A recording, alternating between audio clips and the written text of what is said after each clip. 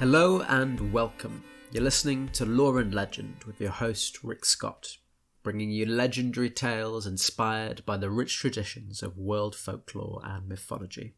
Today we're joined by our guest storyteller, Simon Heywood. Simon is a storyteller, musician, composer and senior lecturer in creative and professional writing at the University of Derby.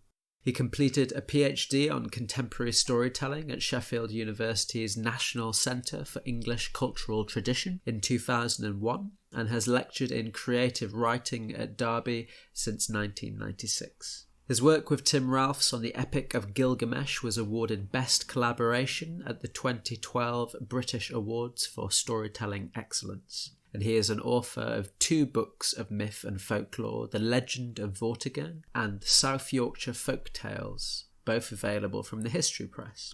Simon and I had a great discussion about the role of the storyteller and the relationship between folklore and our knowledge of history. But as always, we start with the tales. As a reminder to our listeners, Lore and Legend is created in the city of Sheffield in South Yorkshire, England. Simon shared with me 2 tales drawn from the history of Sheffield and the locality of our city centre. Well, I was thinking about what I should do, and I thought, seeing as we're in Sheffield, I'll do this one, because it's a story that is absolutely of a particular place, and it's the last place you'd expect to find it. And it's the story of Barghest. Now, if you know your northern folklore, you know what a Barghest is. It's a kind of demon. A thing that is found in wild places. They have them up on the North York moors as well, and all this kind of thing. And if you see a Barghest, then it's not a good thing. And if you go around central Sheffield now, the last place you would expect to find a Barghest would be on Campo Lane in the city centre. But if you go back in time, then what you'll find is there is a story of such a thing. And it relates to a guy whose name was Woolhouse, Joseph Woolhouse.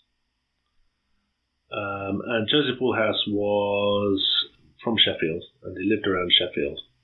And when he was getting up in years, he wrote a memoir of his memories of the town of Sheffield in his own young days. So I think he was writing in the kind of mid-1800s, and he was looking back to Sheffield as it was in the early 1800s, late 1700s to early 1800s.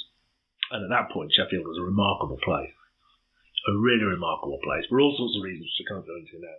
But it was a boom town, basically. It was a place where if you were prepared to work hard, and knife makers were particularly, cutlers, knife makers was particularly the industry that Sheffield was in.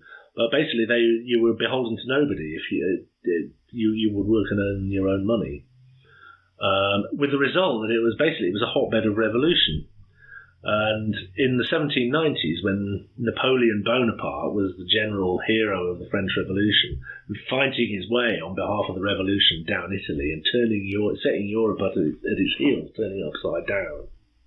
In Sheffield, if there was a battle, they would throw a street party if Napoleon won. And in the 1790s, when Napoleon was winning all his big victories in Italy, in Sheffield, they would roast an ox every time he won and then cut it up into portions and take the portions around the poor of the town. With the result that, Sheffield was teetering on the brink of being a local place of revolution. And they sent a regiment of the army and quartered it in Sheffield, really just to keep the peace, to keep the public order and keep the revolution down. And they were running battles in the streets of Sheffield every night. And there was the only pub in central Sheffield where you could drink the King's health safely without risk of getting your head stoved in was the Brown Bear on Chapel Walk, by the just around the corner from the Central Library. So there was a lot going on in Sheffield at the time. Bang in the middle of this is Joseph Woolhouse, who was a local writer, and he never had any money to publish his books. So he wrote his memories of the city of Sheffield and kept it in manuscripts. And he used to rent the manuscript out. So if you wanted to read it, you go around his house, give him the money, the shilling or whatever, and then you get the manuscript and you take it to the pub and read it to your friends, or you take it home and read it to yourself. And that was the form of publication that he got. And really, all the book was, or all that particular book was a description, street by street, of the Sheffield that he remembered from his own childhood 50 or 60 years before. But it's interesting because every so often it'll be, and then you come up the hill and there's a big house on the corner, and that's the house where nobody will go at night because of the noises that come out of it. There's one story that he tells fully, and he probably knew it in full because it was current in his family. He himself, I think, worked in the knife trade ultimately, but I think his grandfather had run a pub and a brewery, which was down at Kelham Island. And so down at the bottom of the hill. And Woolhouse's grandfather had a guy who worked for him in the pub who was lame and went around on crutches. And this guy lived a little bit further down Kelham Island, out towards, sort of up the Don, back towards Hillsborough. And every morning he would get up, get on his crutches, hobble into work, go and do that, then hobble back at the end of the day.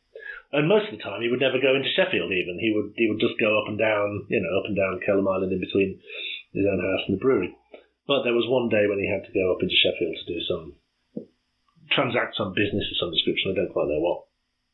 And in order to get from Kelham Island up to town, at that time you had to cross what's now Paradise Square, but it was so long ago there was no houses built on Paradise Square. It was a field, and it was called Hicks's Stile, and the lie of the land doesn't change much, but it was steeper back then than it is now. It's been filled in at the bottom, and so this guy limped up Hicks's Stile into Sheffield. He was all day in Sheffield transacting his business, and it was dark when he came out, and so he came out the edge of town, and whenever he did this he would always go along Campo Lane as far as the far end of Hicks's Stile, and then turn the corner going down the hill. And on this particular occasion it was dark, and as he left the city, and he was going there would be no natural light. He was coming down Campo Lane, meaning to go his normal way down to the edge of the field and then turn right and down the hill. And he looked over his shoulder, and whatever he saw looking over his shoulder in the dark convinced him that there was a Barghest coming at him. And he turned, and he began to run.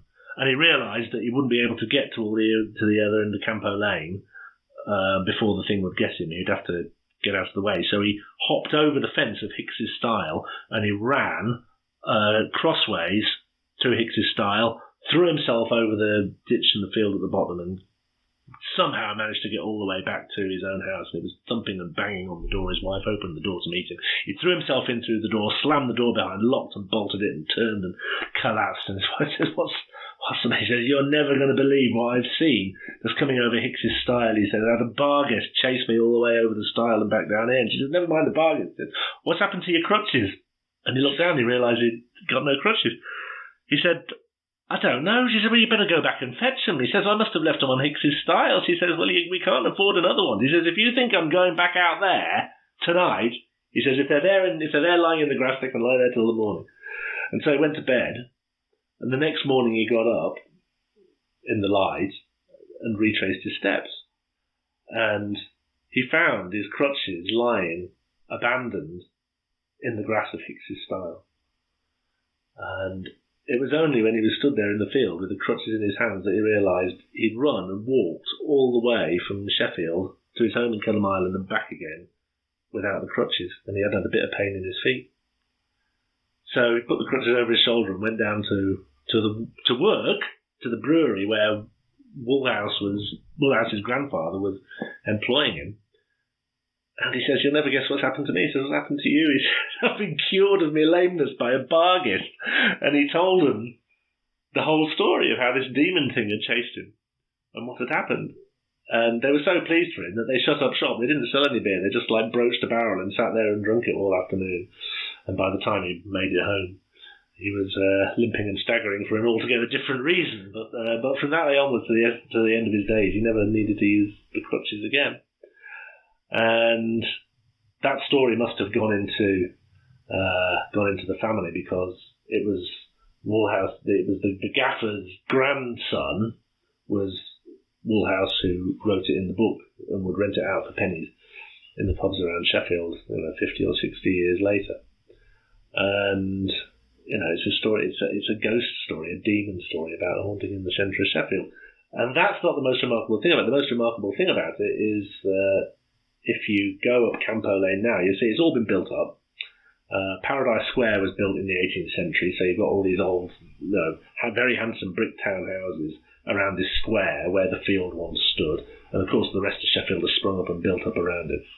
But if you stand on Campo Lane and walk down into Paradise Square, what you'll find is that there's a car park on the square itself with the houses all around, but there's still a diagonal path that runs right the way across the square, just as the guy's footpath, the path that he ran across the field, down by the Three Tons, that pub that's closed now, and so on down to Kelham Island. That must have been the way that he went. So you'd never know. You could walk past there a dozen times and you'd never have the slightest idea that there was ever a story associated with it. But once you actually stand there with the story in your mind and look, you can see the story fits the landscape around you with the neatness of a piece of a jigsaw slotting in. And it's remarkable and magical. So I tell that story whenever I possibly can. In this next story, Simon refers to Joseph Mather, a significant figure in Sheffield's history of political dissent and radicalism, which Simon has been talking about. Mather was a filecutter, a working man in one of Sheffield's key industries in the 18th century, which was making cutlery and working tools. But Mather was also a balladeer who wrote scathing songs of political satire and protest, and was famous for performing them publicly while sitting backwards astride a donkey. Mather wasn't able to write, but his songs were transcribed by friends and by fans. Here's a snippet of one of his songs performed by Yorkshire folk musician Ray Hearne, who very graciously gave us permission to play this for you. We'll hear the full song at the end of the show and let you know where you can hear more of Mather's songs and Ray's music. Corruption tells me homicide is a willful murder justified. A striking precedent was tried in August 95, when armed assassins dressed in blue most wantonly their townsmen slew, and magistrates and juries too at murder did connive. But he ran crossways across Paradise Square, and if he just looked up to his left, he would have seen the queue in the corner where Joseph Mather sold his ballads. And there's another story many years later when Joseph Mather was selling ballads outside the queue in the corner. The landlord of the queue in the corner was a great musician, and he always had to be the first in Sheffield with a new tune. If there was a new tune book out or a new tune, he always had to be the one. And he would never play if there was another musician within earshot, because there were fellas there who were so sharp on the fiddle that they only had to hear the tune once and they had it learned, and he didn't want anybody else to know it. So there was a great rivalry among the musicians and fiddle players of Sheffield. And there was a fiddler there called Blind Stephen, who was the sharpest of the lot. He only had to hear a tune once when he did it. And he would be around the queue in the corner, and he would have an ongoing rivalry with the landlord. And they would stay up late drinking and playing. And Blind Stephen lived up. He was blind. He lived up the hill. And it came to the end of the evening one foggy night, and Blind Stephen was on his way home. He turned to the landlord and he says, "Oh, could I borrow a lantern to get myself home?" And he asked it so naturally that the landlord just handed over a lantern without thinking about it. And it was only when Blind Stephen was gone out of the pub with the fiddle tucked under one arm and the lantern in the other, the landlord stopped and said, "Hang on, what am I doing lending a lantern to a blind fiddler?" Now, that was a big question, because the thing is, there was many a fiddler in Sheffield at that time who would pretend to be blind just to get the busking and the money that went with it.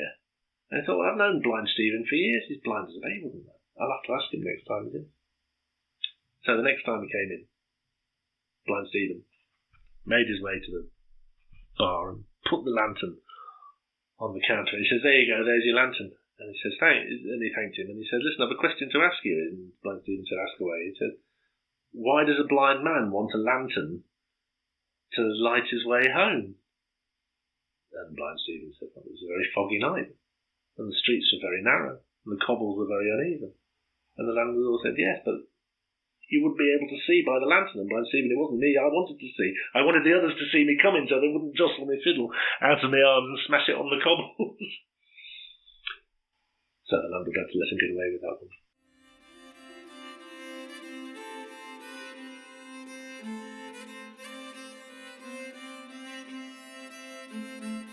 I invited Simon as one of our first guests because of his importance in my own journey into storytelling.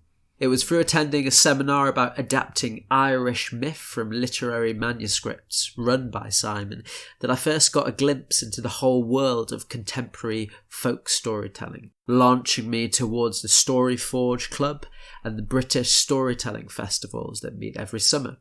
To kick off the interview, I asked Simon to tell us about his professional career as a storyteller. Well, I must be getting on for about 30 years now. Most of that I've been teaching creative writing in a university context. A lot of that time as well I've been doing freelance storytelling work and also my own stuff. I also do a bit of writing, fiction and non-fiction, mostly non-fiction so far. And I research a lot as well. I work with other storytellers and I work to support them in their work. And a bit of a jack of all trades, really, I think. So I suppose as far as the outside world is concerned, they think of me as a university lecturer in creative writing. But in point of fact, the secret of that is that there's generally some story or storytelling element involved in most of what I do. And actually, I think my work pattern is not that of a typical university lecturer necessarily. I've done quite a lot of freelance work. I've done a couple of commissions for storytelling festivals. I did one for Beyond the Border, which is a storytelling festival in South Wales 3 or 4 years ago. I did another one a couple of years ago at the Festival of the Edge, which is the other big storytelling festival. I've done a certain amount of work in schools as well. Storytelling clubs. As any storyteller, basically, if you have any wish to get yourself out there on the road, then you find yourself telling stories in lots of different contexts, like barges, castles, primary schools, derelict building sites. It really just depends on whatever people want to ask you to do, which is part of the challenge of it, really. Part of the fun, part of the attraction. But it means that you end up living on your wits quite a lot of the time, having to be a little bit shrewd.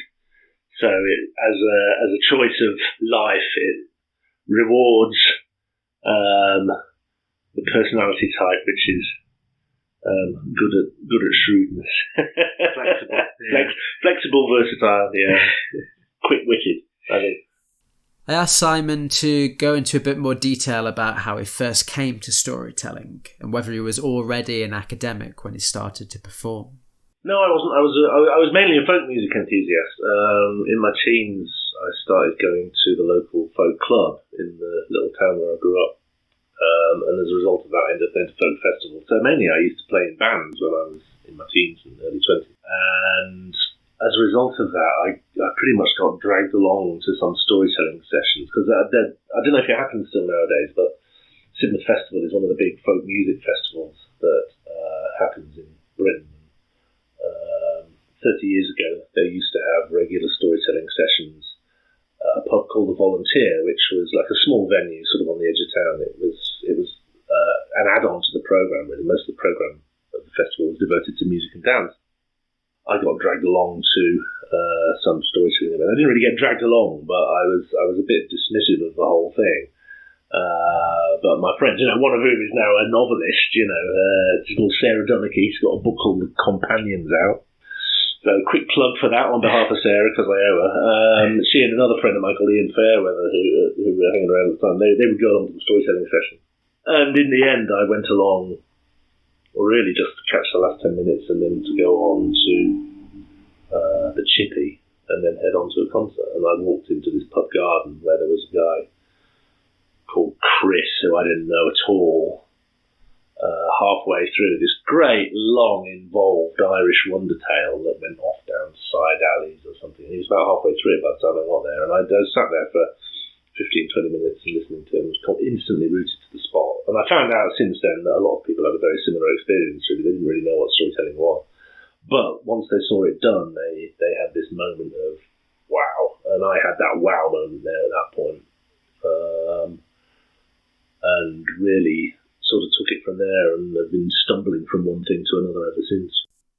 As I mentioned, my own journey into storytelling began as a result of seeing Simon deliver a seminar on adapting Irish myths from literature with the storytelling company Adverse Camber. I talked to Simon about his own experience of discovering storytelling for the first time, and asked him what he believed made storytelling such a powerful art and method of entertainment. Yeah, no, I mean, I had a similar experience of, I don't know, it's not quite a similar experience because I went along was wowed by storytellers, but as I mentioned, the reason that I went and did that was because you came and did a seminar at the university on Adverse Camber, yeah, that's it. The Twisting Field. The Twisting Field, that's right, yeah. And so I remember coming out at the end and being like, oh God, I've got to go and hear some storytelling because this sounds fantastic. Well, I think people don't, I mean, this is certainly true of my experience, people don't realise that it can be done, and we, as a community, we've fallen out of the habit of sitting there and listening to for any length of time to someone just telling a story. Now, the thing is, that's not entirely true. It goes on in all sorts of contexts, like you'll go to a stand-up show and listen to somebody talking for 60 minutes or whatever, and effectively what they'll be doing is telling one story after another, but it's comedy, so there's laughter involved, and it might not, but the idea of just sitting there and focusing on a narrative, there's a moment of sort of excited discovery where you spend half an hour or whatever it is, and suddenly you're found somewhere else. And I think we expect to be able to have that kind of transport from books or from film or possibly from music, but to be in a position where you can have all that and that whole emotional palette of joy and sorrow and laughter and tears and wonder and anger and a sense of the foibles of human nature, to have all of that just by somebody sat there and talking. Now, there's an argument to be made that we've lost touch with storytelling as an art form and as a mode of cultural expression in our media-saturated world, or at least storytelling as a folk art. Our world is now dominated by other forms of storytelling: literature, journalism, professional theatre, television and film. While many of us remain avid and enthusiastic consumers of stories and storytelling, how many of us can claim to have a personal relationship with stories that we tell, or think of ourselves as being part of a storytelling tradition? Simon explains how practitioners of traditional storytelling preserve that relationship today. And generally speaking, if you look at the great storytellers who have been around, then very often at the back of what they do, somewhere at a greater or lesser degree of distance, is a tradition or a community where that habit has not entirely been lost to quite the same extent, So the big example, particularly if you're interested in contemporary storytelling, would be the Scottish Travellers, who had a very rich, and the Irish Travellers as well, had a very rich song culture and a very rich storytelling culture, and from about the 1950s onwards, they were increasingly sharing this with outsiders. So you could go along and hear Duncan Williamson tell stories and listen to Sheila Stewart, and I think to hear something like that was a very big thing for me, a very big formative experience, I think, and I think really, really worth doing. And the situation that I'm in at the moment now is with is my wife, Shon Lee, who also works as a storyteller, is in that position. She had a family. One of the reasons why she works now as a storyteller is because she had a family tradition of storytelling, which she learned in its entirety from her grandmother through childhood.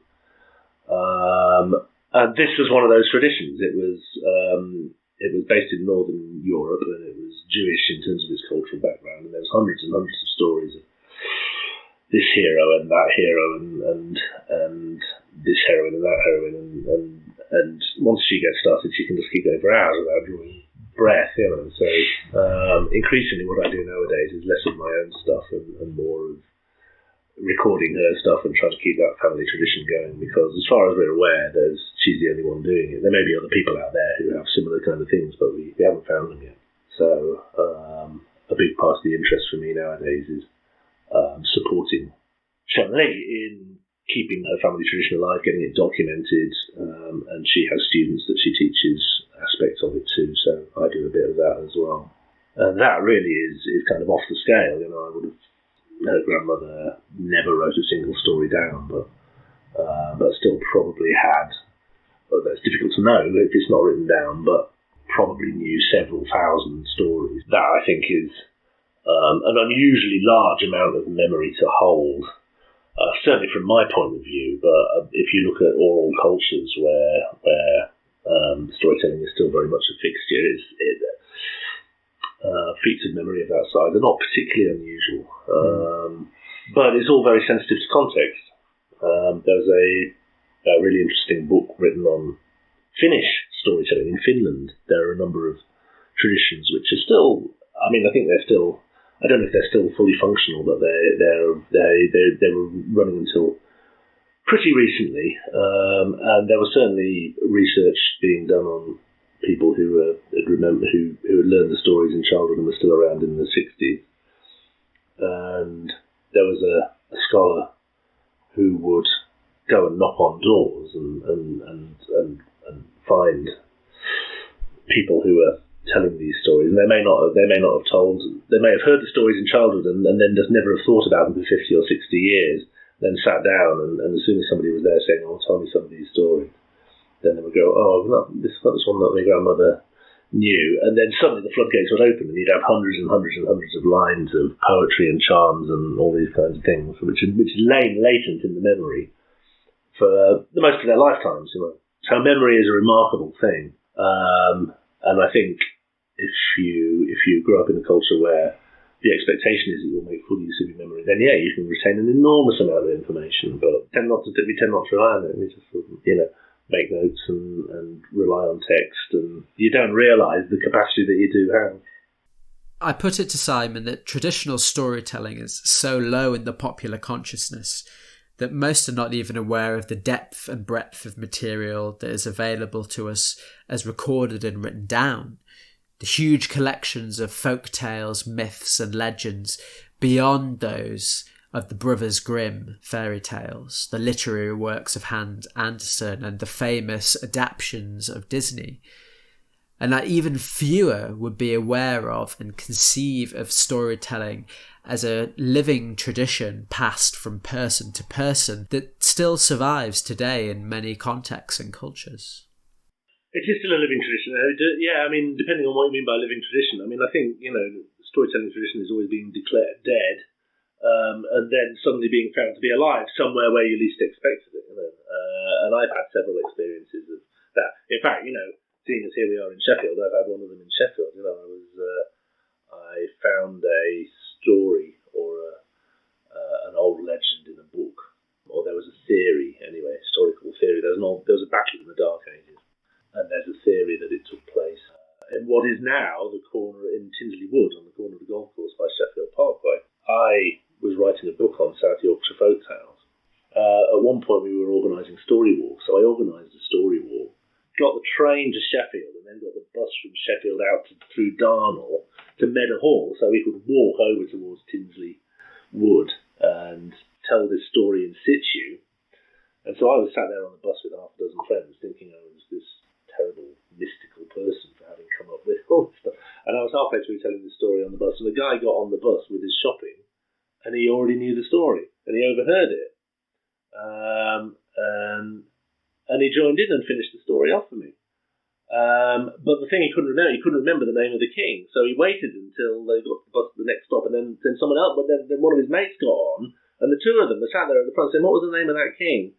And so I never got a word in edgeways from that point onwards. I don't think I even finished the story because the two of them were arguing over who this king was. And I bet, if so somebody listening to this podcast when it goes out, it'll probably sort of spur some kind of memory. That sort of thing happens an awful lot. And I think what's at the back of it is the fact that life changes so fast nowadays that the rhythm of life is such that it's not maybe as easy as once it was to be in a position where you could sit down and know that you were going to hear a certain story told in a certain house or by a certain neighbour or all these kinds of things. That stability doesn't exist in the same way. But the stories still survive. The loss of a community tradition of storytelling is arguably also a loss of relationship with our local history, the places that we live. And so Simon's work as a historian and a storyteller often speak directly to each other as a way of restoring and rebuilding our relationship with our local environments and landscapes, which themselves are coloured with a rich tradition of story, legend and folklore, if only we would connect with it and preserve it. The connection between sort of folklore and stories and history comes across very strongly, which seems obvious to an extent, but actually for especially people who aren't coming at it from a living tradition themselves, a lot of these stories tend to get told kind of like as sort of, I suppose, removed from things like local history. It's such an amazing thing to have a story and then to know that you can go to the place where the story is actually said to have happened, isn't it? There's a story of a rock or a small crag in the Lake District where King Arthur is supposed to have met a fairy woman and they had a daughter together. And the story tells what happens to the daughter. It's all supposed to have taken place on this particular crag. Now, I've been going to the Lake District for all of my life, and whenever I get off the train at Windermere, I always get the 555 bus up by Thirlmere when the road hasn't collapsed, which it quite often has nowadays in these days of flooding and global warming. But, you've got even odds of getting to Keswick in one piece on the 555, and if you're 2/3 of the way up at the head of Thirlmere, there is this rock. Now, I've been on the bus dozens of times, never even noticed the rock, and then I read the story, and now I can't go past that rock without looking at it and thinking of the story. There's a sense in which it renews or refreshes your relationship with the physical environment. And while there's a great deal of value in looking at stories that are from landscapes that you're not familiar with, or from landscapes which don't exist, your Game of Thrones, Westeros, this, that, or the other, I think that there's a layer of magic in just being able to go out and see these places. This is where Sheffield began, really, because it was the crossing of the Don, and really what you needed was the main drag up the eastern side of Britain, east of the Pennines, the route, which is nowadays represented either by the M1 or the A1, has always bottlenecked somewhere around here because it's got to get around the head of the Humber.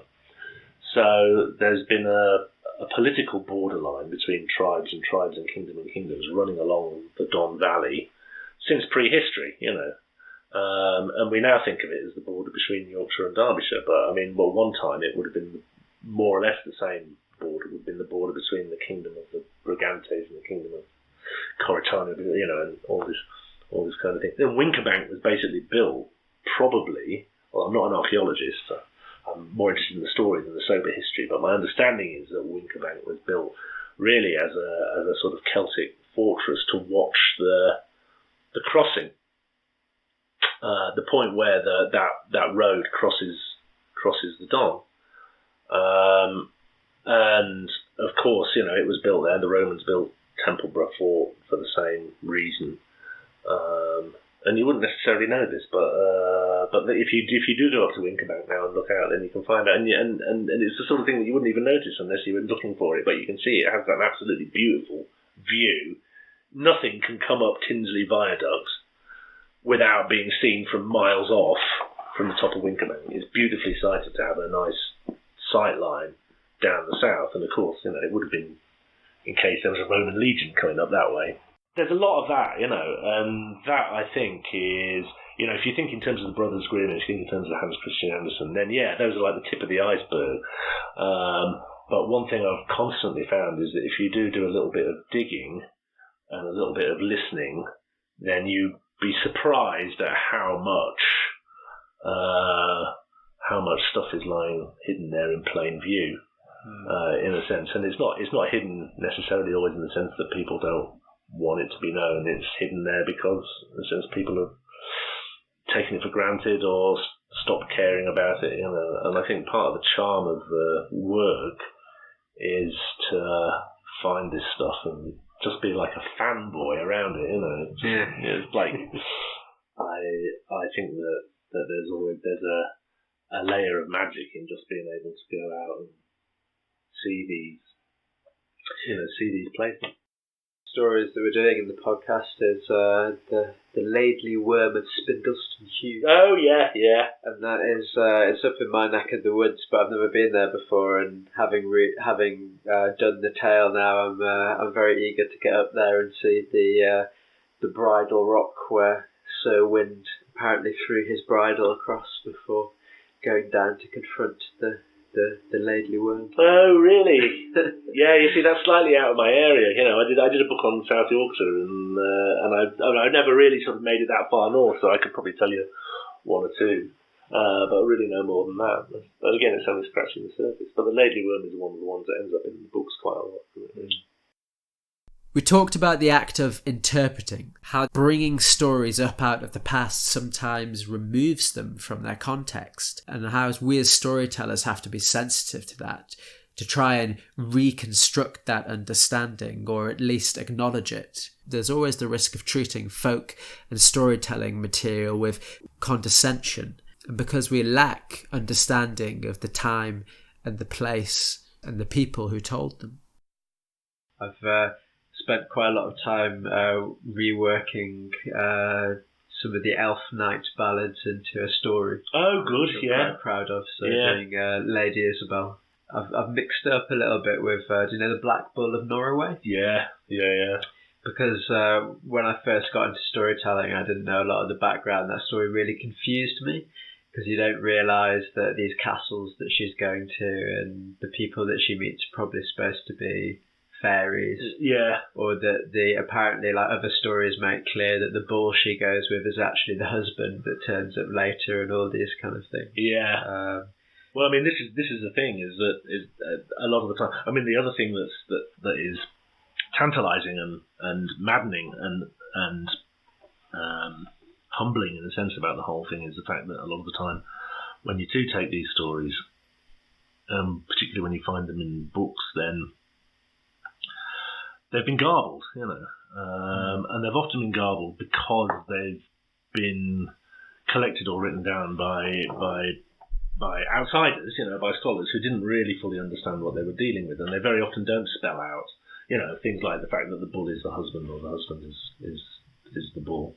And there's a very good example of that in Grimm's fairy tales, and there's a story called One Eyes, Two Eyes, and Three Eyes, and it's a version. It's one of the same family of stories as the Cinderella story, and there are a very large number of versions of this story, including that one, One Eyes, Two Eyes, Three Eyes, in which what happens is you have the girl, who's the Cinderella. She's being abused by a stepfamily, but the backstory is that her mother has died.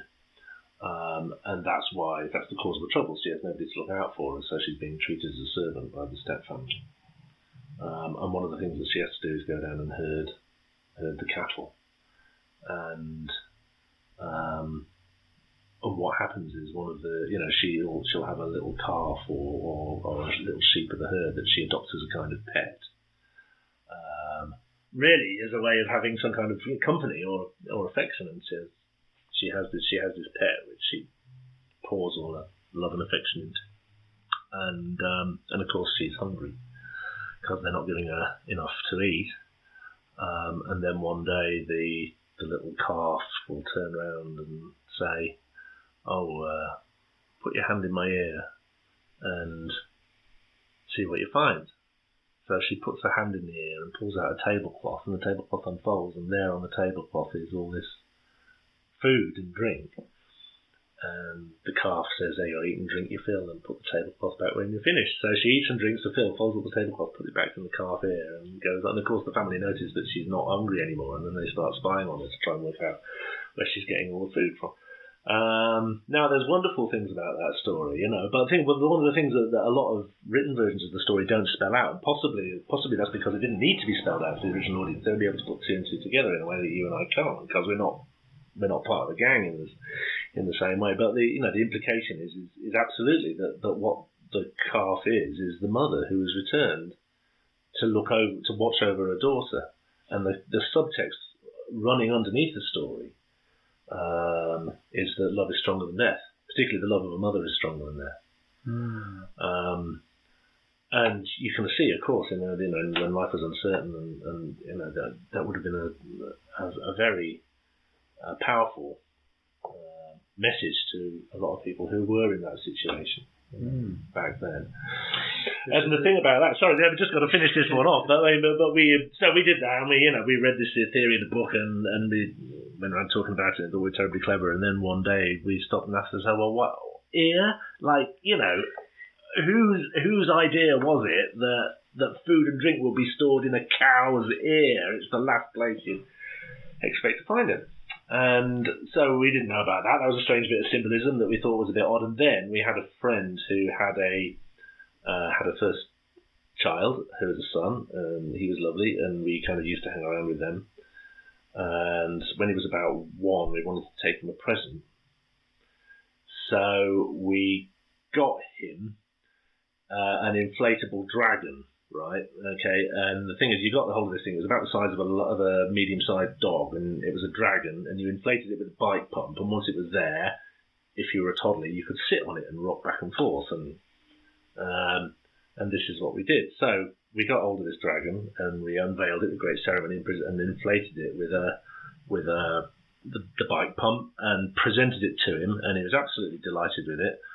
And we put it on the ground, and we picked him up, and we plonked him astride this inflatable plastic dragon, and immediately he leaned over, grabbed hold of the dragon's ear, and sucked it. And I thought, that's it. That is it. That is why. The implication is if you're a hungry child, if you're and if you have a pet calf, it's like the comfort blanket, isn't it? That's what it is.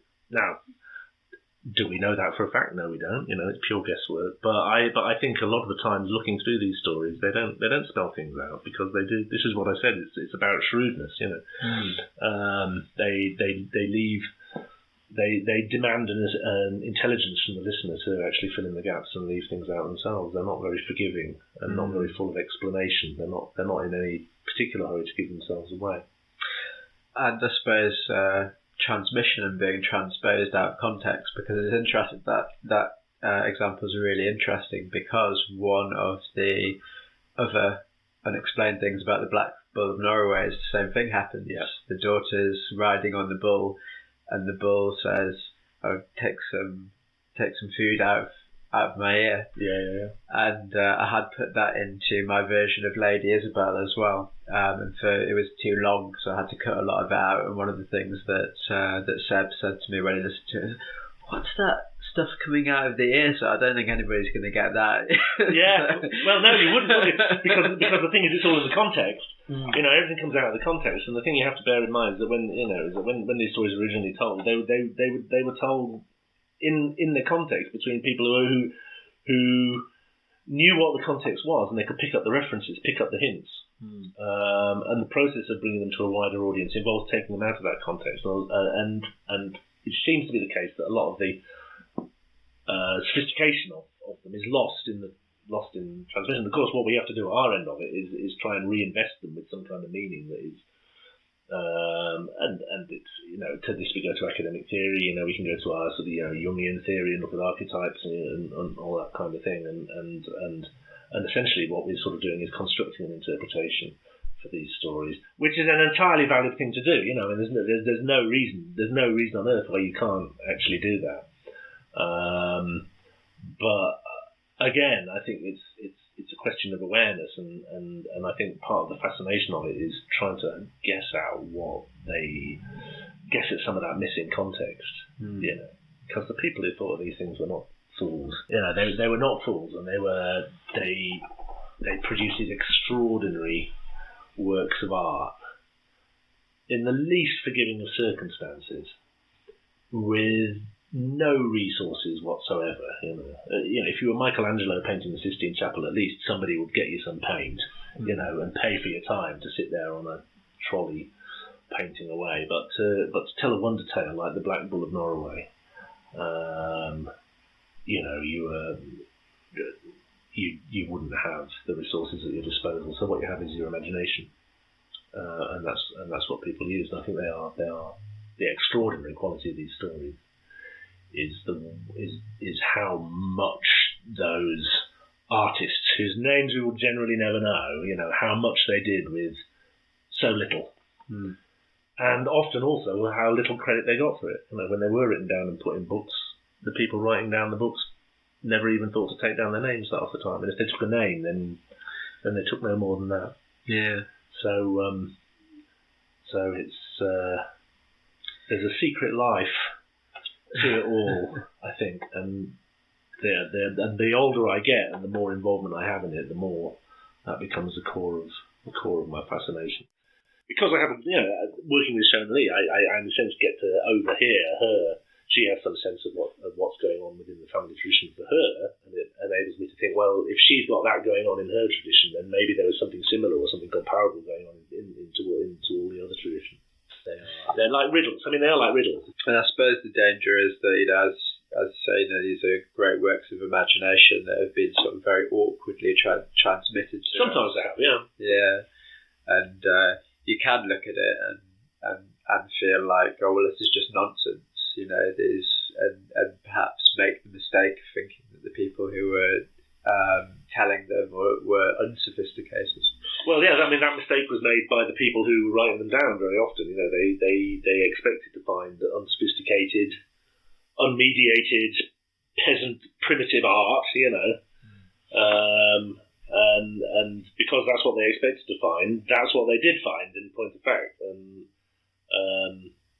I think that's a view that was sort of put on these things from outside, and you still find an echo of it. And there's a certain kind of learned condescension towards folk tales and fairy tales, which I think is misleading, really, ultimately. But I think you have to kind of check yourself to sort of be alert to the sophistications of the original stories, and to a certain extent, I mean, there's always an element of guesswork in it because it's like a riddle that nobody's ever written down the answer to. It's fun guessing, and I think when you start to think that you're getting it enough to live, in the sense that you can take a story and return it to a kind of relevance to a contemporary audience, or do something that's artistically or creatively satisfying for yourself or for the people around you, I think that is. I mean, really, that's probably about as close as you can expect to go, I suppose. I asked Simon which of his own storytelling projects he is most proud of. I don't know. I mean, they're like children. It's like, which one do you love the most? And you wouldn't want to necessarily pick one out. I think if I had to choose one, it was the anniversary of the First World War, 2014, the centenary, and there was a storytelling festival called Beyond the Border, which ran in South Wales, and the director of the festival wanted to commission some new storytelling pieces to mark the centenary of the war. He did two things. He got two guys, Hugh Lupton and Nick Hennessy, to do a piece of storytelling based on the experience of the men who went to fight, and then he asked me to produce a piece on the experiences of conscientious objectors, because he knew I had sort of interest in that kind of stuff, a prior interest in it. So he's just, and it would never occur to me to do anything like this. So I went away and I had to kind of construct a piece of storytelling. It was about more or less contemporary history. So I had to go and do that. And I had to go and do some documentary research of from the letters and diaries of conscientious objectors and get 60 minutes worth of viable storytelling out of it. And right the way through 2014 through to 2018, pretty much, because it was topical, we were getting, Shona wrote some songs and she used to come on and she sang the songs, and we went out and we did this sort of thing, and it was extraordinary to do it, but it was also extraordinary to hear the stories that were coming out of it. So many people who saw it had a grandfather who'd been a conscientious objector or something. I know it's this whole, pretty much like with the landscape, talking about Winterbank, the stories that are buried in plain view. It was a bit like that, just realising what was out there that people weren't necessarily talking about. They're just incredible sort of stories of endurance and luck. And I was flabbergasted by that, really. I was flabbergasted. There was one guy who came up in the interval. He said, "I can't stay to the end." He says, "But I don't want to. I've got another appointment. I'm meeting someone, and I can't. Don't you think I've just walked out?" But he told a story in the interval, and his grandfather had been involved in a mutiny. The colonel had come up from London to settle the mutiny, and they were afraid they were all going to get arrested. They took their own officers hostage at gunpoint, and this guy said, "I'm going to go into the meeting with the colonel up from London. It'll just be him and me in the room by ourselves.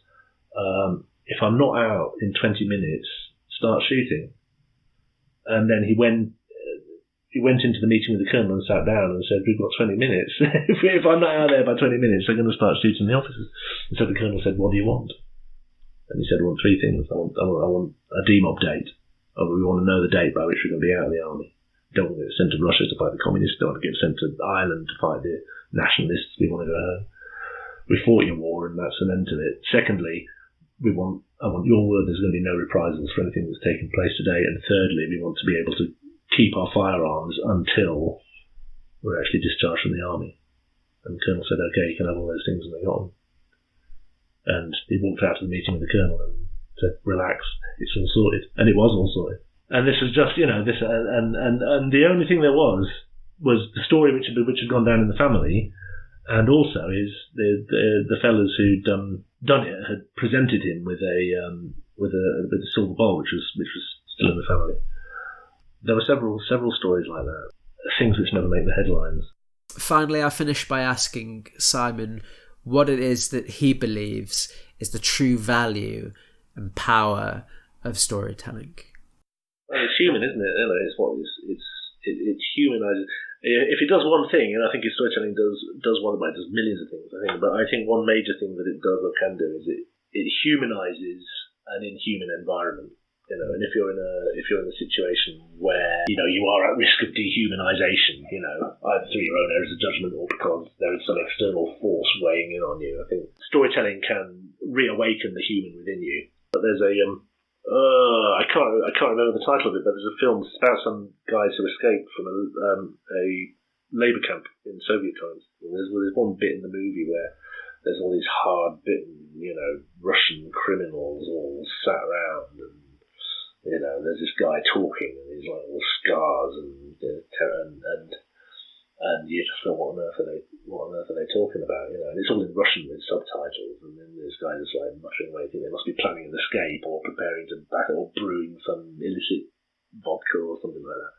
And then the guy stops talking, and there's another guy covered in tattoos, and he says, "I'll give you more bread if you tell me what happened to Long John Silver." And he's telling a story. And it's that I think is what it's about. It's about rehumanising a dehumanising environment. Because it's so easy to forget. Life is difficult and stressful and worrying at the best of times and uncertain.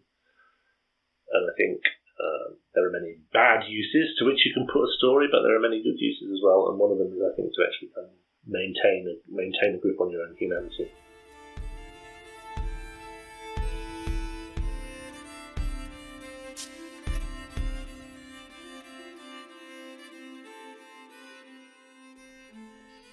You've been listening to Steel City Tales, an episode of Lore and Legend with guest storyteller Simon Heywood and your host Rick Scott. Our very special thanks to Simon for taking the time out to talk to us. We hope that you've enjoyed dipping your toes into the wider world of traditional storytelling today. To find out more about episodes of Lore and Legend, you can visit www.loreandlegend.co.uk. If you'd like to support our work, you can find the link there to support us regularly on Patreon by giving $1 or £1 for each episode that we produce, or offer a one-time donation via PayPal. The music in today's episode was performed by Robert Bentall, with additional music from Yorkshire folk singer Ray Hearne.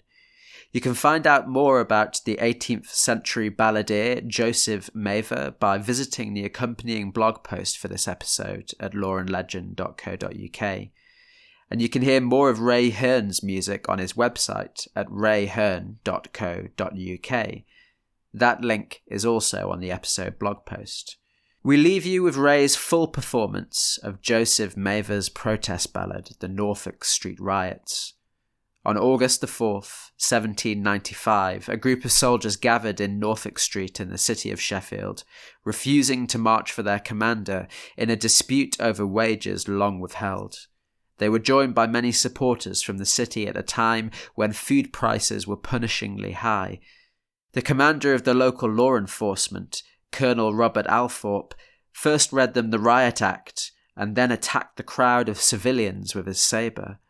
When more soldiers arrived, they opened fire on the crowd, killing 2 men. Not only was the colonel not punished, but he was apparently rewarded for his actions. Mather himself was a witness to the riot and the injustice that followed, and decries the event here in song.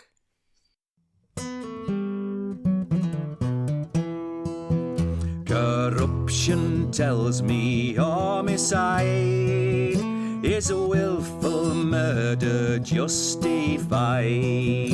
A striking precedent was tried in August 95, when armed assassins dressed in blue most wantonly their townsmen slew, and magistrates and juries too at murder did connive.